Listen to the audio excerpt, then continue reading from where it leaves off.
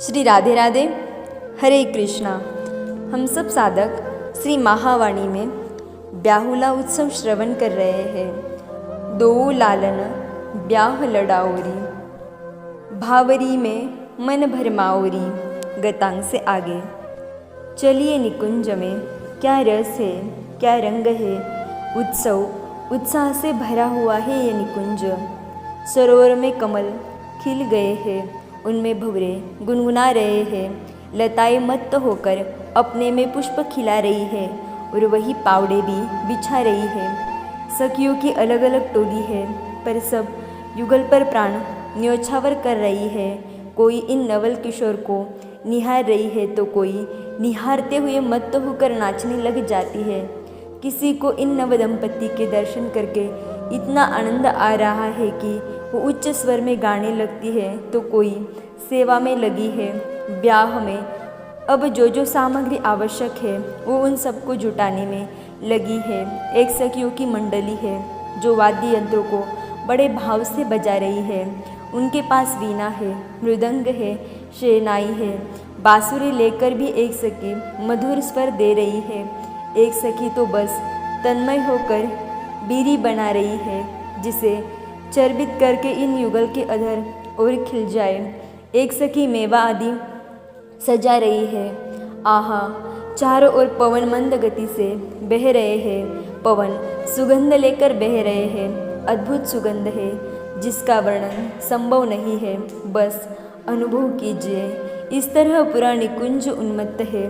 हरिप्रिया सखीजू के आनंद का कोई ठिकाना नहीं है।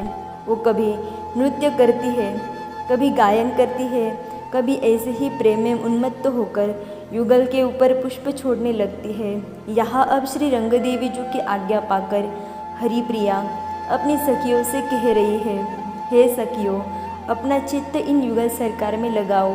ये सुखदा है, हम सबको सुख देने वाले हैं, इसलिए सुखदा है।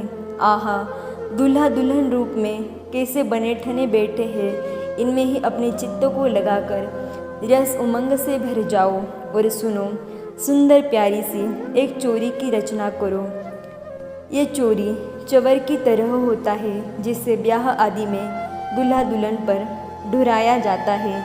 अपनी प्रमुख सखी हरिप्रिया की बातें सुनकर सखियाँ प्रमुदित हो उठी, किंतु हरिप्रिया तो बोलते बोलते भाव में डूब रही है। अब वो कहती है, अरे सखियों, ये विवाह है और किसी और का नहीं, अपने लाडली लाल का विवाह है। इसलिए इन विवाह रूप को बड़े प्रेम से लाड लड़ाओ। इस विवाह रूप को अपने इन नयनों से निहार कर शीतल करो। सुंदर चोरी बनाकर उस सुंदर चोरी में अपने को रमा लो। हसन की वेदी बना दो। हरिप्रिया कहती है, ब्याहुला में हास्य यही तो मुख्य होता है। इसलिए सखियों, मेरी बात सुनो। उस हंसी ठिठोली की बेदी में इनको बैठाओ, ऐसे नहीं। हरिप्रिया कहती है, सुख रूपी आसन उस बेदी में बिछाओ और हित यानी प्रेम का गठबंधन करके इन्हें सुख प्रदान करो। हरिप्रिया ये कहते हुए मौन हो जाती है। कुछ देर तक समस्त सखियों की भी यही दशा रहती है।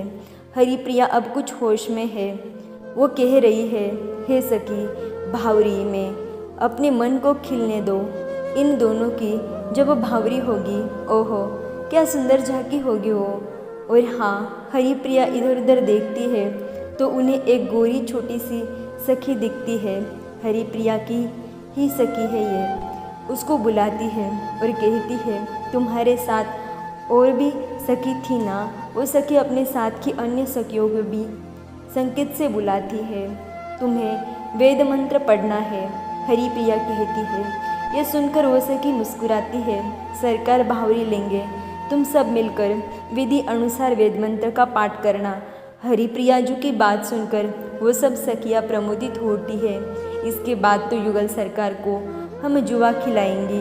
हरिप्रिया कितनी आनंदित थी ये कहते हुए, और हराएंगी अपने लालजू को। फिर देखना, इनका मुकुट लाडली के चरणों में रखवाएंगी। एक सखी तुरंत बोली, यह तो अभी भी रखने के लिए तैयार है। सब हंसने लगी। आहा, सुख की मानो बाढ़ ही आ गई है।